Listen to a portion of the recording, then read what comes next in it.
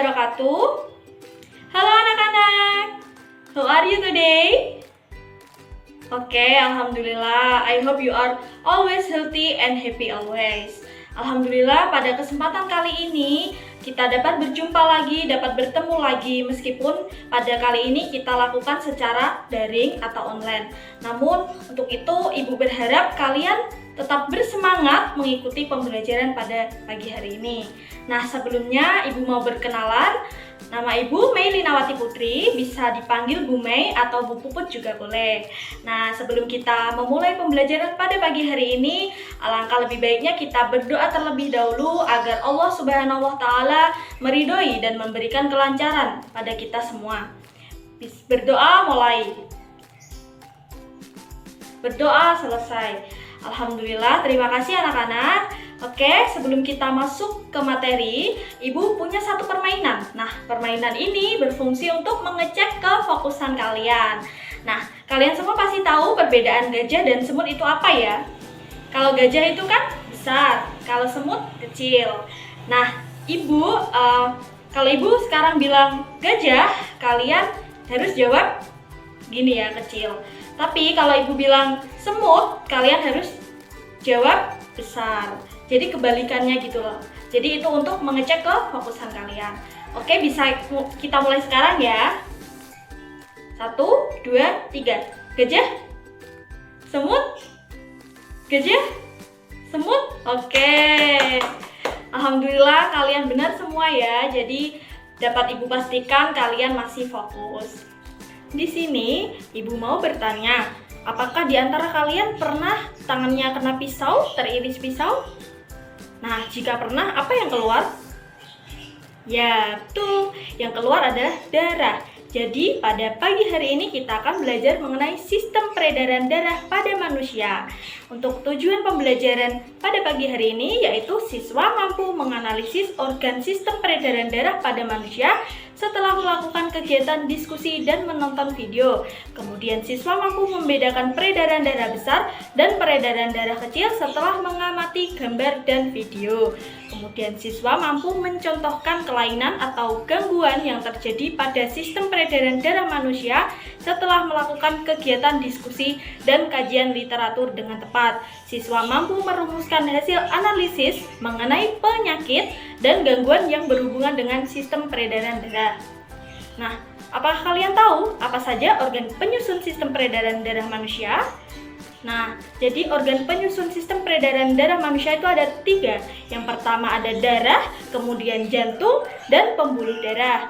Nah, untuk darah tersusun atas plasma darah. Plasma darah berfungsi dalam mengantarkan nutrisi, gas karbon dioksida dalam bentuk asam karbonat, dan perantara sistem imun berupa antibodi. Kemudian sel darah merah atau jadi sel darah itu terbagi 3 ya. Yang pertama ada sel darah merah atau eritrosit yang berperan dalam mengangkut oksigen dan karbon dioksida. Kemudian ada sel darah putih atau leukosit yang berperan dalam sistem imun. Kemudian keping darah atau trombosit yang berperan dalam pembekuan darah. Yang selanjutnya ada jantung. Apa sih jantung itu? Apa kalian tahu? Nah, jantung adalah organ sistem peredaran darah yang bertugas memompa darah dan mengalirkan darah dalam pembuluh darah ke seluruh tubuh, yang terletak pada rongga dada di antara kedua paru-paru di atas diafragma dengan posisi condong ke kiri. Nah, jantung itu tersusun oleh 3 lapisan. Yang pertama ada perikardium atau pembungkus luar, kemudian miokardium otot jantung, dan endokardium atau pembatas ruang jantung. Nah, organ penyusun sistem peredaran darah selanjutnya ada pembuluh darah. Nah, menurut struktur dan fungsinya, pembuluh darah itu dibagi menjadi 3 macam, yaitu pembuluh darah nadi atau arteri. Apa sih pembuluh darah nadi atau arteri itu? Nah, jadi pembuluh darah arteri adalah pembuluh darah yang membawa darah meninggalkan atau keluar jantung. Kemudian yang kedua ada pembuluh darah balik atau vena. Apa sih pembuluh darah balik vena itu? Pembuluh darah balik atau vena adalah pembuluh darah yang mengangkut darah menuju ke jantung. Kemudian yang terakhir adalah pembuluh kapiler. Pembuluh kapiler merupakan pembuluh yang menghubungkan ujung pembuluh nadi terkecil dengan ujung pembuluh balik. Nah, Ibu di sini akan menayangkan sebuah video mengenai mekanisme sistem peredaran darah. Silahkan ditonton ya. Kita akan mempelajari bagaimana kerja jantung. Darah kaya oksigen akan dibawa dari paru-paru ke atrium kiri melalui vena pulmonalis. Saat atrium kiri berelaksasi, darah terpompa ke jantung, dan saat atrium kiri berkontraksi, secara bersamaan ventrikel kiri akan berelaksasi. Atrium kiri akan menekan darah menuju ventrikel kiri melalui katup satu arah. Ventrikel kiri akan berkontraksi, darah terpompa menuju aorta. Darah kaya oksigen akan dialirkan menuju ke seluruh tubuh kecuali paru-paru melalui pembuluh darah arteri. Pembuluh darah akan bercabang membentuk pembuluh kapiler yang akan menjangkau ke seluruh organ tubuh. Selanjutnya, darah akan terdeoksigenasi melalui pembuluh kapiler dan bercampur menuju pembuluh darah yang lebih tebal yang disebut vena. Vena membawa darah yang miskin oksigen menuju jantung yang disebut vena cava. Darah miskin oksigen dari seluruh tubuh masuk ke atrium kanan. Atrium kanan berkontraksi menuju ventrikel kanan melalui katup satu arah. Ventrikel kanan berkontraksi menekan darah akan menuju arteri pulmonalis yang miskin oksigen menuju paru-paru. Di paru-paru terjadi pertukaran gas dalam darah sehingga darah menjadi kaya oksigen. Darah akan dialirkan kembali ke jantung melalui vena pulmonalis. Demikian terjadi secara berulang. Setelah menonton video tadi, apakah ada yang bisa menyimpulkan? Oke, jadi sistem peredaran darah pada manusia itu dikendalikan oleh organ jantung yang berguna untuk memompa darah agar mampu mengalir ke semua tubuh. Saat otot jantung berelaksasi, jantung dalam keadaan mengembang, volumenya besar dan tekanannya kecil. Nah, berdasarkan cara kerjanya, sistem peredaran darah itu dibagi menjadi dua, yaitu peredaran darah kecil dan peredaran darah besar. Apa sih peredaran darah kecil itu?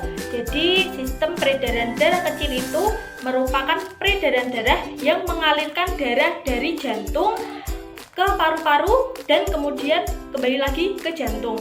Nah, urutannya adalah dari jantung, bilik kanan, kemudian menuju ke arteri pulmonalis, menuju ke paru-paru, lalu vena pulmonalis, dan jantung, kembali ke jantung atau serambi kiri.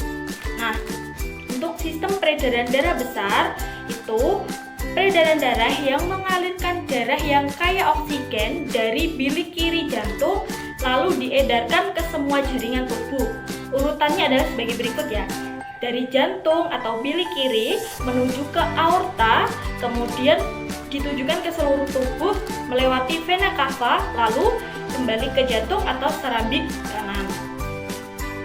Nah, setelah kita mengetahui organ penyusun sistem peredaran darah pada manusia, kita akan mengenali penyakit pada sistem peredaran darah. Nah, yang pertama itu ada anemia. Apakah kalian tahu apa itu anemia? Anemia itu tidak asing ya di telinga kita. Jadi anemia itu merupakan suatu keadaan kekurangan eritrosit atau hemoglobin. Nah, kekurangan hemoglobin ini menyebabkan suplai oksigen ke jaringan menurun sehingga dapat mengganggu fungsi kerja sel. Kemudian Thalassemia. Nah, thalassemia ini asing ya. Thalassemia ini merupakan suatu kelainan pada eritrosit yang berakibat sel tersebut mudah rapuh dan juga cepat rusak. Nah, penyakit thalassemia ini termasuk penyakit keturunan ya. Kemudian leukemia atau kanker darah merupakan suatu penyakit yang disebabkan oleh kelebihan produksi leukosit. Kemudian yang terakhir ada hemofilia ya. Hemofilia itu merupakan suatu penyakit yang berakibat sukarnya darah membeku ketika terjadi pendarahan. Oke anak-anak, kita tadi telah belajar mengenai materi sistem peredaran darah pada manusia. Kali ini Ibu akan memberikan pertanyaan kepada kalian mengenai materi yang sudah kita pelajari pada pagi hari ini, yaitu mengenai sistem peredaran darah pada manusia. Nah, untuk pertanyaan beserta lembar kerjanya sudah Ibu siapkan. Nanti akan Ibu share melalui WhatsApp group atau kalian bisa akses melalui link yang sudah Ibu taruh di deskripsi di bawah ini. Nah, nanti untuk pertanyaannya tolong didiskusikan bersama teman kelompoknya. Nah, Ibu minta kalian membentuk 5 kelompok, yang mana satu kelompok terdiri dari 7 orang ya. Nah, untuk pembagian kelompoknya saya serahkan kepada ketua kelas. Tolong ketua kelas bisa mengkoordinir untuk pembagian kelompoknya ya. Nah, untuk sumbernya bebas, kalian bisa baca di buku atau juga bisa searching di internet. Untuk di link pengumpulan tugasnya adalah minggu depan, dikirimkan melalui WhatsApp group. Setelah itu kita akan bahas bersama-sama. Nah, untuk minggu depan Ibu juga akan meminta perwakilan dari masing-masing kelompok untuk mempresentasikan hasil diskusinya. Nah, setelah itu kita akan koreksi bersama-sama. Begitu ya anak-anak. Oke anak-anak, sampai di sini ada yang mau bertanya? Nah, jika tidak, Ibu minta salah satu dari kalian menyimpulkan materi yang kita pelajari pada pagi hari ini. Apakah ada yang mau menyimpulkan? Oke, Ajril, silahkan. Nah, betul sekali. Jadi, pada pagi hari ini kita telah belajar mengenai sistem peredaran darah pada manusia. Jadi, sistem peredaran darah pada manusia itu disusun atas 3 organ. Ada jantung, kemudian darah, dan juga pembuluh darah. Kemudian sistem peredaran darah manusia itu dibedakan menjadi 2. Ada sistem peredaran darah besar dan sistem peredaran darah kecil. Oke, alhamdulillah. Nah, waktu akan segera berakhir.